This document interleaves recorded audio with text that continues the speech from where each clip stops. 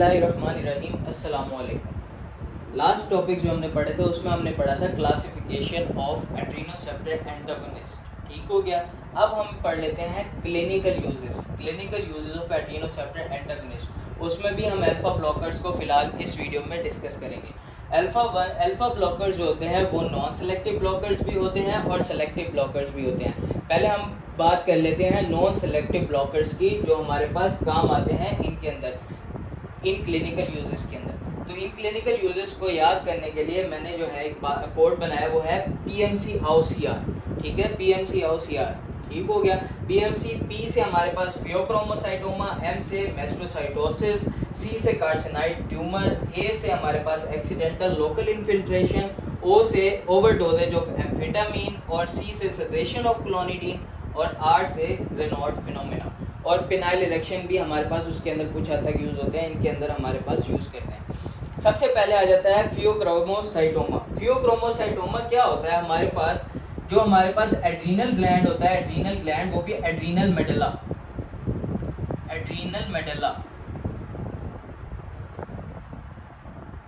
उसके ऊपर जो है वो ट्यूमर बन जाता है। ठीक है, एड्रीनल मेडुला का ये ट्यूमर होता है जो कि हमारे पास किसके रिलीज को बढ़ाता है, क्योंकि एड्रीनल मेडुला से प्रोडक्शन हो रही होती है एपिनेफ्रीन और नोर एपिनेफ्रीन की। तो हमारे पास क्या होगा, एपिनेफ्रीन और नोर एपिनेफ्रीन की प्रोडक्शन बहुत ज़्यादा हद तक बढ़ जाएगी ब्लड के अंदर।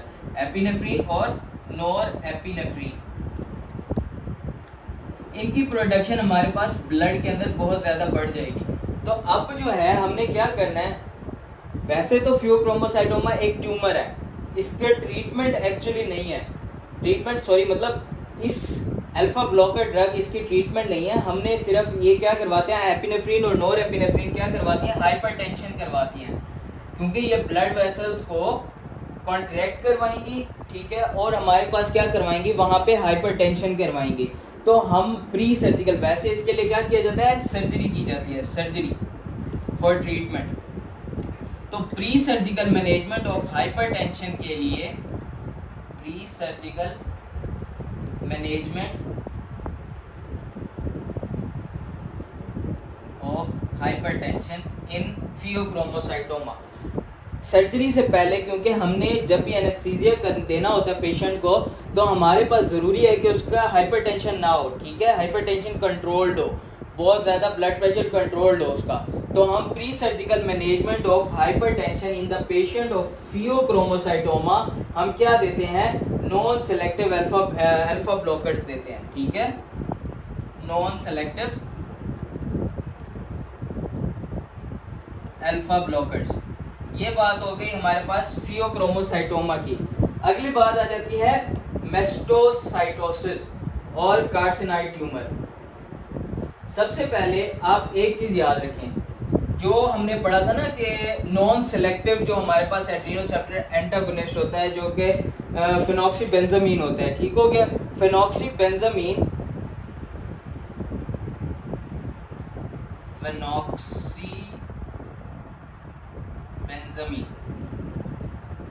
जो हमने क्लासिफिकेशन में पढ़ा था कि इरिवर्सिबल होता है,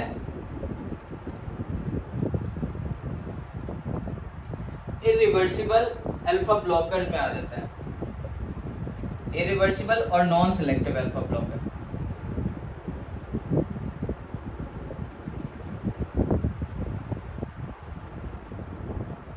ये क्या कर रहा होता है, ये एपिनेफ्रीन और नोर एपिनेफ्रीन के रिलीज को तो रोक रहा है, साथ साथ और किसकी रिलीज को रोक रहा है, ये कर रहा है सेरोटोनिन और हिस्टामिन की रिलीज को भी रोक रहा होता है।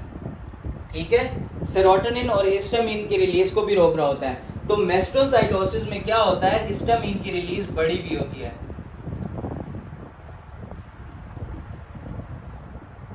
तो हम फेनॉक्सीबेंजामीन मेस्टोसाइटोसिस के अंदर दे सकते हैं ताकि हिस्टामिन की जो है हमारे पास सिक्रीशन ना हो सके। ठीक है, इसी तरह कार्सिनाइड ट्यूमर एक ट्यूमर होता है जिसमें हमारे पास सेरोटोनिन की रिलीज बढ़ा हुआ होता है, उसके अंदर भी हम फेनॉक्सीबेंजामीन देते हैं ताकि हमारे पास क्या हो, सेरोटोनिन की रिलीज जो है वो हमारे पास कंट्रोल हो सके। आगे आ जाता है एक्सीडेंटल लोकल इन्फिल्ट्रेशन। ये क्या होता है? ये होता है कि जब हमारे पास अल्फा एगोनिस्ट ड्रग एक पेशेंट ले रहा है, ठीक है, तो वो अगर ज़्यादा तादाद में ज़्यादा उसने डोज ले लिया है तो हमारे पास लोकल इन्फिल्ट्रेशन ज़्यादा हो चुकी है, तो हमारे पास क्या होता है, उसके इफेक्ट्स को रिवर्स करने के लिए हम non selective alpha agonist, non selective alpha antagonist दे सकते हैं। नॉन सेलेक्टिव अल्फा एंटागोनिस्ट उसके इफेक्ट को रिवर्स करने के लिए। उसके बाद ओवरडोजेज ऑफ एम्फेटामिन। एम्फेटामिन हमने पढ़ा था अल्फा एगोनिस्ट ड्रग्स की, सॉरी, जो हमारे पास जो होते हैं रिलीजर्स के अंदर, रिलीजर्स ऑफ एपिनेफ्रीन एंड नोरेपिनेफ्रीन वैसे होती है, तो एड्रेनोसेप्टर एगोनिस्ट के अंदर है। ये एम्फेटामिन जो होती है वो रिलीजर होती है एपिनेफ्रीन और नोरेपिनेफ्रीन की, और एड्रेनोसेप्टर एगोनिस्ट होती है। अगर जो पेशेंट इसको ड्रग ऑफ अब्यूज़ के तौर पे यूज़ कर रहे होते हैं, ये क्योंकि ड्रग ऑफ अब्यूज़ है जो कि आइस जिसको हम कहते हैं, ठीक है, तो उनको छुड़वाने के लिए, उनके इफेक्ट्स को रिवर्स करने के लिए, ठीक है, हम क्या यूज़ करते हैं, non selective alpha agonist antagonist use करते हैं, ताकि इसके इफेक्ट्स को रिवर्स किया जा सके और एम्फेटामिन से छुटकारा दिलवाया जा सके। ये चीज़ होगी। आगे आ जाता है सेडेशन ऑफ क्लोनिडीन।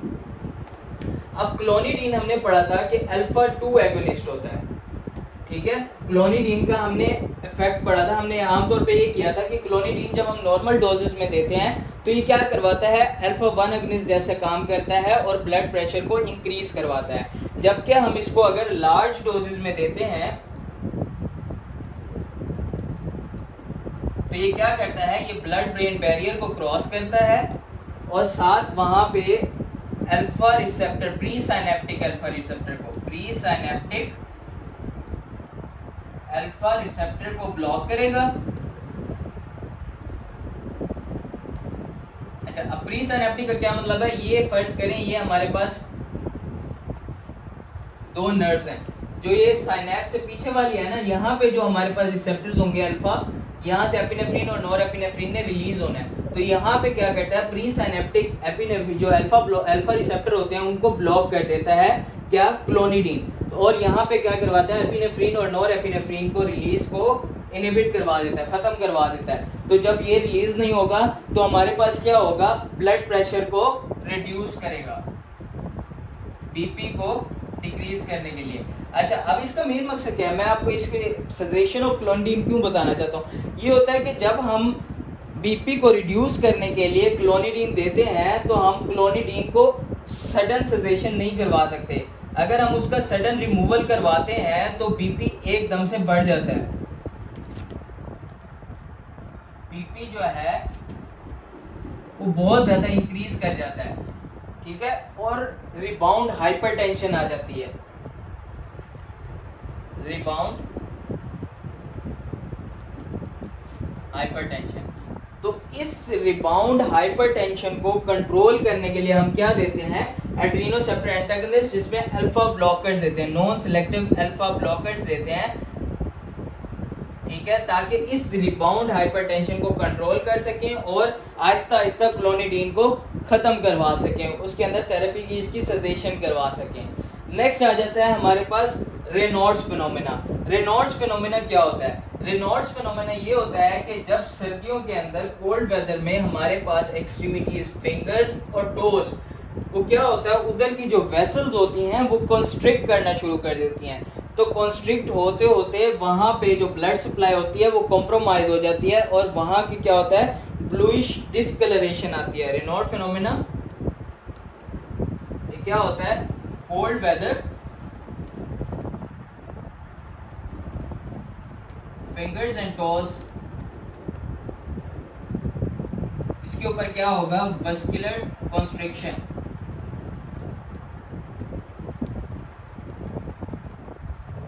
और वहां पे क्या आएगा, ब्लूइश डिस्कलरेशन।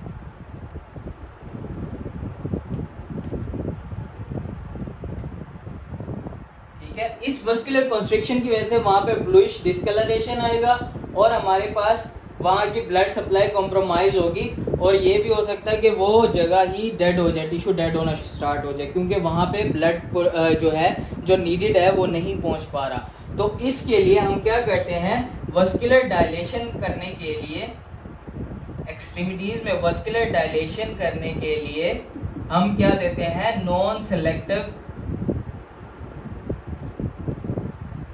अल्फा एंटागोनिस्ट, ठीक है। अल्फा ब्लॉकर्स जो नॉन सेलेक्टिव होते हैं वो हम देते हैं। इसी तरह पेनाइल इरेक्शन में मेल में कुछ हद तक alpha blockers, non selective alpha blockers का काम होता है। ये आगे हमारे पास जो थे नॉन सेलेक्टिव वाले। अब हम बात कर लेते हैं किसकी, सेलेक्टिव ब्लॉकर्स की, ठीक हो गया। अल्फा 1 सेलेक्टिव ब्लॉकर्स की बात कर लेते हैं। वो कहता है कि अल्फा 1 सेलेक्टिव जो सेलेक्टिव ब्लॉकर्स होते हैं, पहले तो ये दो चीजों में काम आते हैं अल्फा सेलेक्टिव ब्लॉकर्स। एक हमारे पास हाइपरटेंशन और दूसरा क्या आता है, बीपीएच। हाइपरटेंशन अल्फा 1 ब्लॉकर अगर हम देंगे तो ये क्या करेगा, वेसल्स को जाके डायलेट करेगा और बीपी को क्या करवाएगा, कम करवा देगा, ठीक हो गया। उसके बाद बीपीएच क्या होता है, बीपीएच हो जाता है जब हमारे पास प्रोस्टेट का हाइपरप्लेजिया हो जाए,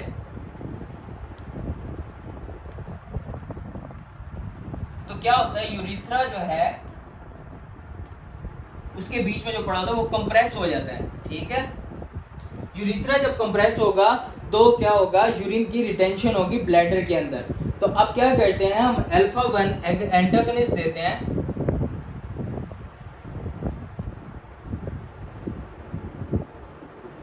तो क्या करता है वो वहां पे जो हमारे पास कॉन्ट्रैक्ट करके हमारे पास जो वो उसके स्फिंक्टर क्लोज हुए होते हैं उनको ओपन करवाता है, और ये तो है ना यूरिनरी रिटेंशन।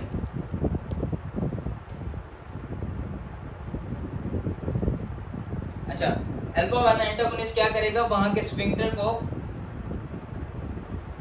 रिलैक्स करवाएगा और वहां से इजी वॉइडिंग करवाएगा, यूरिनेशन आराम से हो पाए, ठीक है। तो यूरिनरी रिटेंशन को प्रिवेंट करने के लिए हम अल्फा 1 सेलेक्टिव ब्लॉकर्स दे सकते हैं, ठीक हो गया।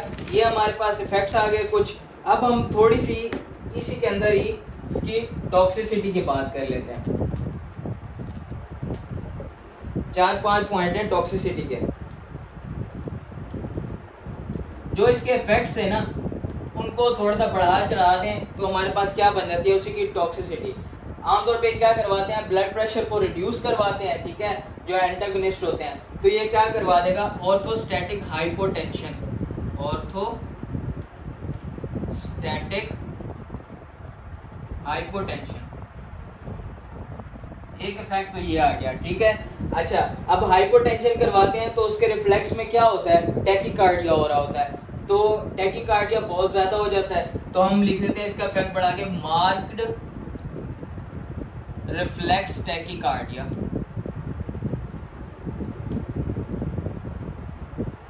ठीक हो गया। उसकी वजह से एंजाइना भी हो सकता है। और दूसरा जो है स्टूडेंट्स का फेवरेट, वो आ जाता है नोजिया और वॉमिटिंग,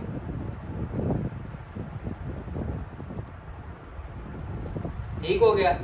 इस वीडियो के लिए इतना ही, एड्रेनोसेप्टर एंटागोनिस्ट। बाकी जो है हम इंशाल्लाह नेक्स्ट वीडियो में हमारे पास जो बीटा ब्लॉकर्स हैं उनके क्लिनिकल यूजेस पढ़ेंगे और इस चैप्टर को एंड करेंगे। यहाँ पे हमारा एनएस इंशाल्लाह ख़त्म हो जाएगा अगली वीडियो तक। अभी कुछ भी समझ ना आई हो तो कमेंट्स में पूछ लीजिएगा। थैंक यू, अल्लाह हाफिज़।